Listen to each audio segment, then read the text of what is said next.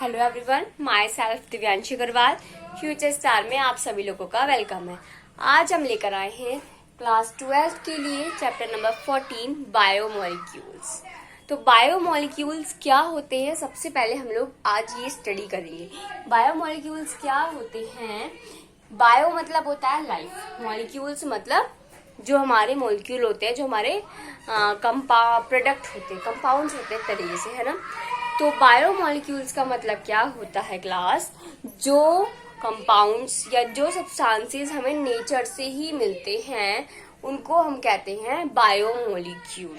ठीक है, जैसे हॉर्मोन्स, ये हमारे नेचुरली ही सीक्रेट होते हैं हमारी बॉडी में। विटामिन हमारी बॉडी में नेचुरली बनता है। प्रोटीन्स, कार्बोहाइड्रेट, सारी चीजें जितने भी केमिकल्स हैं ये हमारे नेचुरली हमें मिलते हैं और इन्हीं को ही हम कहते हैं बायोमोलिक्यूल। समझ में आ गया आप लोग? तो बायोमोलिक्यूल क्या होता है, कैसे लिखते हैं? और जो बायोमोलिक्यूल होते हैं ये मैक्रोमोलिक्यूल होते हैं, बड़े बड़े मोलिक्यूल्स होते हैं। तो बायोमोलिक्यूल क्या होता है, डेफिनेशन क्या लिखेंगे हम इसकी? मैक्रोमोलिक्यूल्स विच आर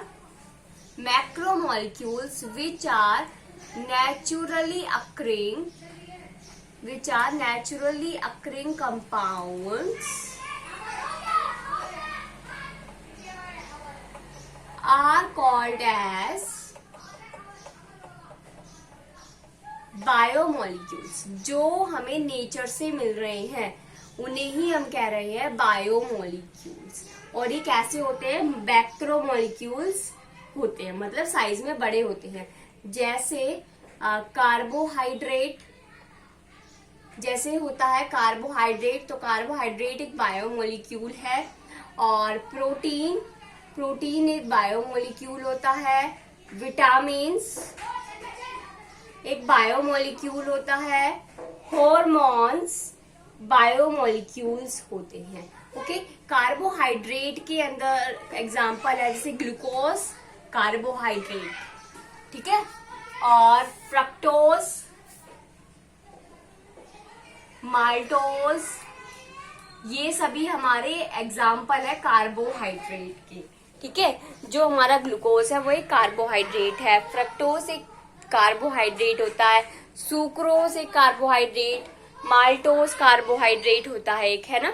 और प्रोटीन की तो एक ही स्ट्रक्चर होती है, और प्रोटीन की स्ट्रक्चर किससे मिलकर बनती है? अमीनो एसिड से मिलकर। ठीक है, बहुत सारी अमीनो एसिड्स की चेन एक साथ मिलती हैं और वो बनाती है प्रोटीन। ठीक है, विटामिन्स हमारी बॉडी में ही फॉर्म होते हैं और बहुत स्मॉल क्वांटिटी में नीड होती है विटामिन्स की, और नीड भी बहुत जरूरी होती है हमारी बॉडी को।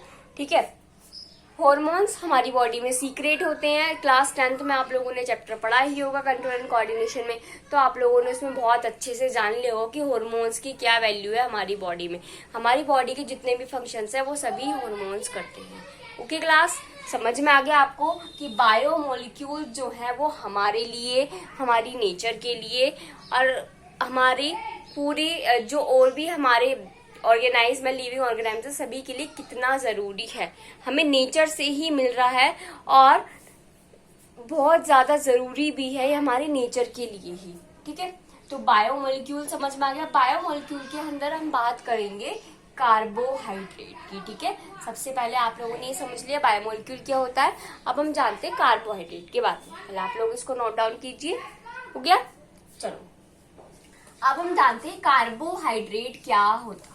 तो कार्बोहाइड्रेट की अगर हम अपनी केमिस्ट्री के अकॉर्डिंग डेफिनेशन देखें कि कार्बोहाइड्रेट्स क्या होते हैं, तो कार्बोहाइड्रेट स्टूडेंट्स क्या होते हैं? जो हमारे पॉलीहाइड्रोक्सी एल्डिहाइड और कीटोन्स होते हैं और वो हाइड्रोलाइसिस भी कर देते हैं, उन्हें हम कहते हैं कार्बोहाइड्रेट। ठीक है, पॉलीहाइड्रोक्सी मतलब क्या होता है? OH ग्रुप का, बहुत सारे OH ग्रुप का प्रेजेंट होना किसी भी स्ट्रक्चर में। और एल्डिहाइड और कीटोन के बारे में आप लोग बहुत अच्छे से जानते होंगे, जान भी गए होंगे।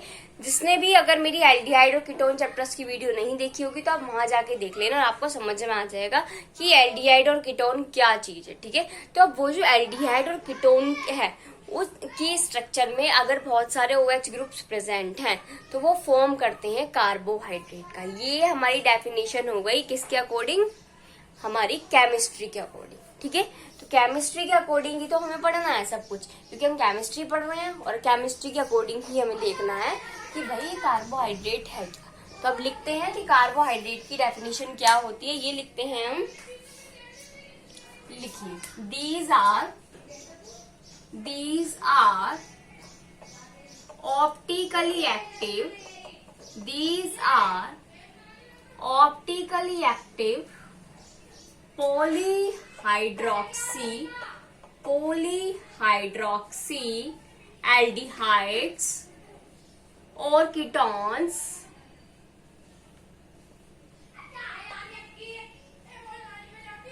are called as carbohydrates. Carbohydrates के एग्जाम्पल जैसे हमने अभी पढ़े भी है बायोमोलिक्यूल्स के अंदर, तो एग्जाम्पल हमारे हैं इसके, जैसे ग्लूकोज हो गया, स्टार्च, सेल्यूलोज, वैसे मैंने बहुत सारे लिखवा दिए पर हम और भी लिख लेते हैं, सुक्रोज, एक्सेट्रा। ये हमारे कार्बोहाइड्रेट के एग्जाम्पल है। अब बात आती है कि हमने ये तो पढ़ लिया कि कार्बोहाइड्रेट है क्या, अब बात आती है इसकी जरूरत क्या है हमें पता है इसकी जरूरत है, लेकिन क्या जरूरत है हमारी लाइफ में इसकी, तो क्या जरूरत है हमारी लाइफ में इसकी वो भी पढ़ते हैं। पहले आप इसको लिख लिए, कार्बोहाइड्रेट की डेफिनेशन हो गया। नेक्स्ट हम देखते हैं importance of carbohydrate. Importance of carbohydrate.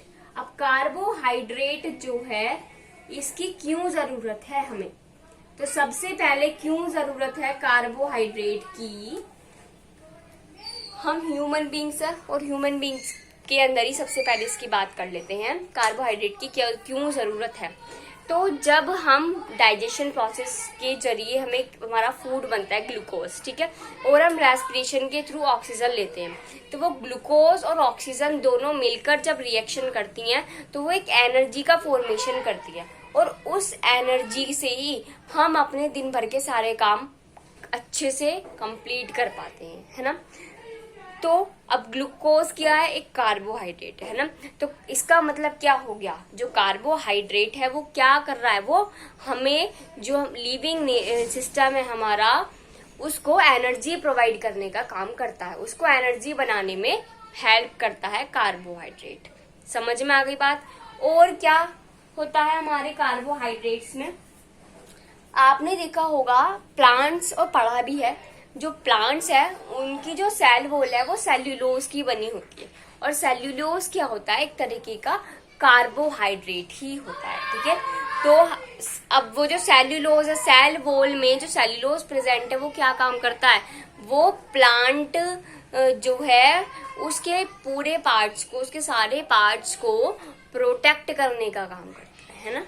तो सेल्यूलोज प्रेजेंट कहाँ होती है, हमारे प्लांट्स के पार्ट्स में, है ना। प्लांट्स की जो सेल्स होती हैं उनकी जो सेल वॉल होती है वो सेल्यूलोज की ही बनी होती है, और सेल्यूलोज क्या होता है, एक कार्बोहाइड्रेट होता है। और क्या पढ़ते हैं, और भी बहुत सारे हैं हमारे, फॉर एग्जांपल के लिए हम जैसे को ले लेते हैं ह्यूमन बींग्स में डीएनए और आरएनए, है ना। डीएनए और आरएनए में भी प्रेजेंट होते हैं ना डीऑक्सी राइबोज शुगर और डी डाइबोज शुगर, है ना। तो जो राइबोज 2-डीऑक्सी राइबोज, ये जो शुगर्स प्रेजेंट है ये भी क्या है, carbohydrate.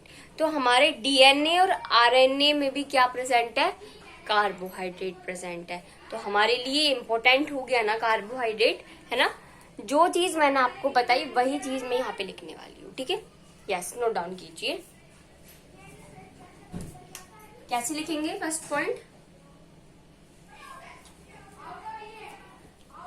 Carbohydrate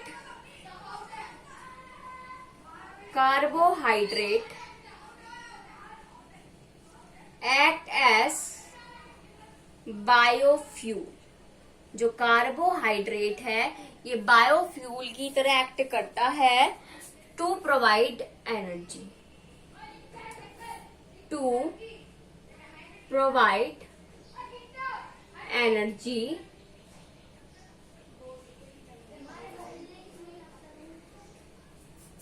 in the living system.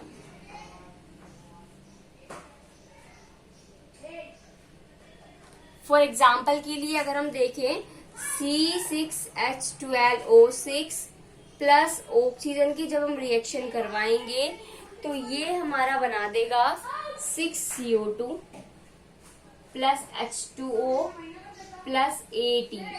ATP क्या होता है? Energy. ATP is a energy. 6H2O बनेंगे और 6O2 का ही हम यूज करेंगे. समझ में आ गई? पहली बात जो मैंने आपको समझाई थी कि जो कार्बोहाइड्रेट हैं वो हमारी बॉडी में एनर्जी प्रोवाइड करता है. किस तरीके से करता है वो हमारी रिएक्शन के जरिए हमने समझ लिया. ओके, सेकंड पॉइंट लिखते हैं. पहले आप इसको नोट डाउन कर लीजिए ताकि मैं रफ कर दूं.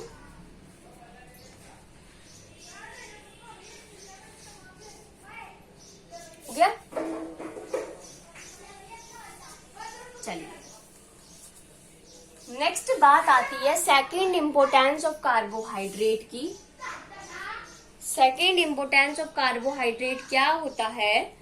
Cellulose act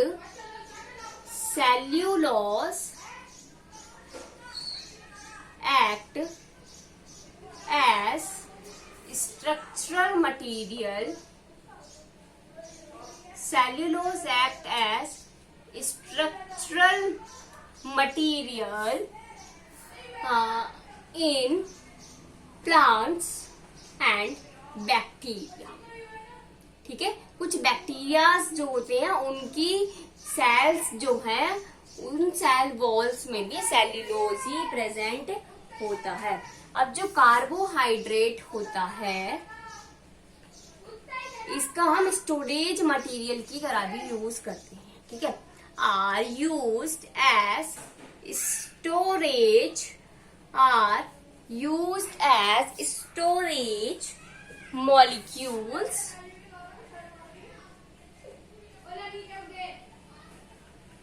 such as starch in plant. Plant के अंदर स्टार्च स्टोर रहता है तो उस फॉर्म में कार्बोहाइड्रेट का काम हो गया स्टोर करने का. और एनिमल के केस में क्या होता है? ग्लाइकोजन स्टोर रहता है. मतलब हमारी ह्यूमन बीइंग्स की जो बॉडी है, जो ग्लाइकोजन इसमें स्टोर जो रहता है वो क्या है? ग्लाइकोजन एक कार्बोहाइड्रेट होता है. ठीक है, और जो कार्बोहाइड्रेट है ये रॉ मटेरियल्स भी प्रोवाइड कराता है. सिर्फ हमारी बॉडी के लिए ही नहीं, हमारे जो इंडस्ट्रियल जो भी चीजें बनती हैं उसमें भी कार्बोहाइड्रेट का मेन रोल रहता है. Raw material carbohydrates provide raw materials such as in textile and paper industry. जो टेक्सटाइल की और पेपर की इंडस्ट्री होती है वहां पर भी हमारा कार्बोहाइड्रेट यूज करा जाता है. ठीक है, तो कार्बोहाइड्रेट क्यों जरूरी है समझ में आ गया. ठीक है, अब बात आती है कार्बोहाइड्रेट्स की क्लासिफिकेशन. तो कार्बोहाइड्रेट्स को इसको नोट डाउन कर लिया आप लोगों ने? हाँ जी. जो कार्बोहाइड्रेट्स है इसकी जो क्लासिफिकेशन है वो 2 टाइप से है. एक स्ट्रक्चर के बेसिस पर और एक शुगर के बेसिस पर. ठीक है, स्ट्रक्चर के बेसिस पर किस तरीके से होती है? वो स्ट्रक्चरल के बेसिस पर होती है 3 टाइप से: मोनोसैक्राइड, ओलिगोसैक्राइड, पॉलीसैक्राइड. ठीक है, मोनोसैक्राइड क्या होता है? अगर हम कार्बोहाइड्रेट्स का ही क्या करा दें? हाइड्रोलाइसिस करा दें. ठीक है, और वो टूट जाए 2 पार्ट्स में तो उसे कहेंगे ओलिगोसैक्राइड. लेकिन अगर किसी कार्बोहाइड्रेट का हाइड्रोलाइसिस नहीं करा सकते हम, ठीक है, कोई भी कार्बोहाइड्रेट है अगर उसका हम हाइड्रोलाइसिस नहीं करा सकते हैं, वो 2 या 2 से ज्यादा पार्ट्स में नहीं टूट सकता है, तो वो कार्बोहाइड्रेट होता है मोनोसैक्राइड. जैसे ग्लूकोज, फ्रक्टोज, ये एक तरह के कैसे कार्बोहाइड्रेट है? ग्लूकोज क्या है? कार्बोहाइड्रेट है. कैसा कार्बोहाइड्रेट है? मोनोसैक्राइड कार्बोहाइड्रेट है. ठीक है, और शुगर के बेसिस पर क्या हो जाएगा? रिड्यूसिंग शुगर, वो अभी हम समझेंगे, ठीक है।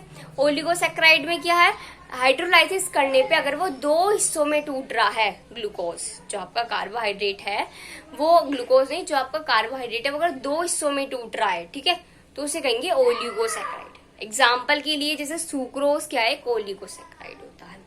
पॉलीसैकेराइड क्या होता है, अगर हाइड्रोलाइसिस कराया किसी कार्बोहाइड्रेट का और वो दो से ज्यादा हिस्सों में टूट जाए तो उसे हम कह देंगे पॉलीसैकेराइड। एग्जाम्पल के लिए जैसे हम ले लेते हैं सेल्यूलोज स्टार्च, ये पॉलीसैकेराइड कार्बोहाइड्रेट होते हैं, ठीक है। कार्बोहाइड्रेट ये तो हमने पढ़ लिया कि भाई ग्लूकोज कार्बोहाइड्रेट है, लेकिन कौन सा कार्बोहाइड्रेट है, कैसा कार्बोहाइड्रेट है, मोनोसैकेराइड कार्बोहाइड्रेट है, ठीक है। फिर बात आती है शुगर और रिड्यूसिंग शुगर और नॉन रिड्यूसिंग शुगर। अगर टॉलरेंस रिएजेंट और फैलिंग रिएजेंट के साथ कोई भी कार्बोहाइड्रेट आपका रिड्यूस हो जाता है तो उसे हम कहेंगे रिड्यूसिंग शुगर। जितने भी मोनोसैकेराइड है सभी रिड्यूसिंग शुगर होते हैं, ठीक है।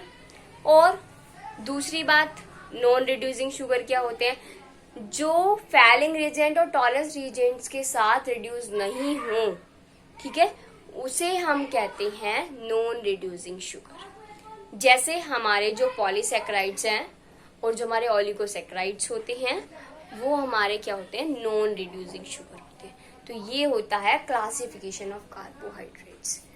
आई होप आप लोगों ने बहुत अच्छे से समझा होगा, वही काम आपको लिखना भी है, ठीक है। लिखते हैं भाई, क्लासिफिकेशन ऑफ कार्बोहाइड्रेट, एक सेकेंड,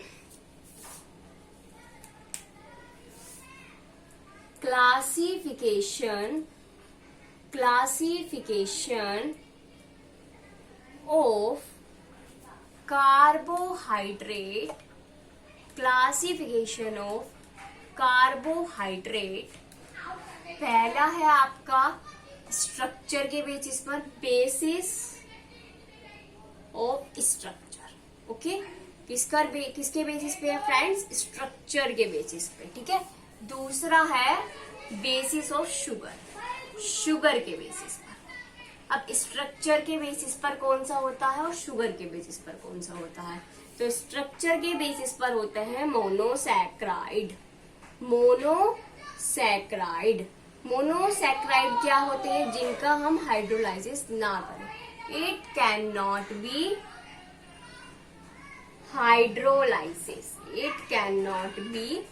हाइड्रोलाइसिस, जिसका हम हाइड्रोलाइसिस ना कर पाए वो होते हैं मोनोसैकेराइड। एग्जाम्पल के लिए है जैसे glucose, fructose etcetera, okay friends. Next आता है मोनोसैकेराइड के बाद ओलिगोसैकेराइड। ओलिगोसैकेराइड क्या होता है, जिसका हाइड्रोलाइसिस करने पर those carbohydrates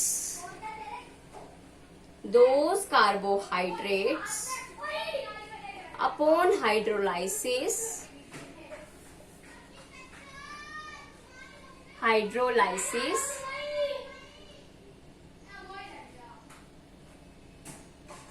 and it break मतलब टूटना, हाँ, and break into two parts या two units, okay, are called as oligosaccharide. Example के लिए हम लिख लेते हैं सुक्रोज, ओके। एग्जाम्पल एक बहुत है समझने के लिए। नेक्स्ट बात आती है पॉलीसैकेराइड। अब जो ओलिगोसैकेराइड है इसको डाइसैकेराइड भी कहते हैं, ये कहते हैं डाइसैकेराइड। अब बात आती है पॉलीसैकेराइड की। पॉलीसैकेराइड क्या होता है, तो those carbohydrates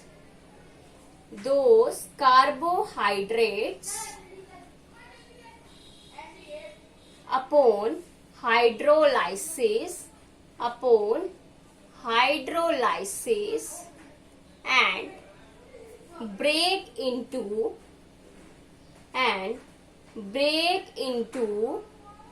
two or many parts, दो से ज्यादा पार्ट्स में या दो से ज्यादा यूनिट्स लिख दो, यूनिट्स में ब्रेक हो जाए उसे हम कहते हैं पॉलीसैकेराइड। एग्जाम्पल के लिए हम लिख लेते हैं स्टार्च, सेल्यूलोज, ओके। नेक्स्ट बात करते हैं बेसिस ऑफ शुगर की। ये तो हमारा हो गया basis of structure. Basis of sugar में अगर हम देखें तो वो होते हैं 2 टाइप्स के, reducing sugar, non reducing sugar. Reducing sugar क्या होते हैं? रिड्यूसिंग शुगर, एक सेकेंड दोबारा लिख देते हैं हम। ये तो आपको समझ में आ गया होगा आई होप, ठीक है। रिड्यूसिंग शुगर, रिड्यूसिंग शुगर में क्या होता है, जो कार्बोहाइड्रेट्स इजिली रिड्यूस होता है, they can be reduce with Tollens and falling reagent. जो टॉलेंस एंड फैलिंग रिएजेंट होते हैं ना, उसके साथ इजिली रिड्यूस हो जाते हैं, उन्हें कहते हैं रिड्यूसिंग शुगर, ठीक है। एग्जाम्पल के लिए लिख लेते हैं ऑल मोनोसेक्राइड। जितने भी मोनोसेक्राइड हैं वो सभी आपके फ्रेंड्स रिड्यूसिंग शुगर होते हैं। नेक्स्ट बात आती है नॉन रिड्यूसिंग शुगर की। तो नॉन रिड्यूसिंग शुगर क्या होता है, दे कैन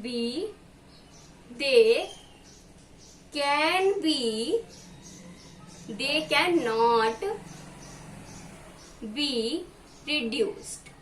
जो Tollens reagent and Fehling's reagent के साथ रिड्यूस ना हो, उन्हें हम कहते हैं non reducing sugar. Okay friends, example की अगर हम बात करें तो स्टार्च लिख लेते हैं, ठीक है, सेल्यूलोज लिख लेते हैं। ये हमारे एग्जाम्पल है नॉन रिड्यूसिंग शुगर के, ठीक है। तो हमने पढ़ा 2 टाइप से क्लासिफिकेशन कार्बोहाइड्रेट्स का, on the basis of sugar and on the basis of structure. Okay, next video में हम लोग डिस्कस करेंगे ग्लूकोज के बारे में कि ग्लूकोज को कैसे बनाते हैं, क्या प्रॉपर्टी है और क्या इसकी स्ट्रक्चर होती है। ओके फ्रेंड्स, अगर आपको इस टॉपिक में कोई भी डाउट्स हो तो आप लोग कमेंट सेक्शन में कमेंट कर सकती हैं। Thank you and have a nice day.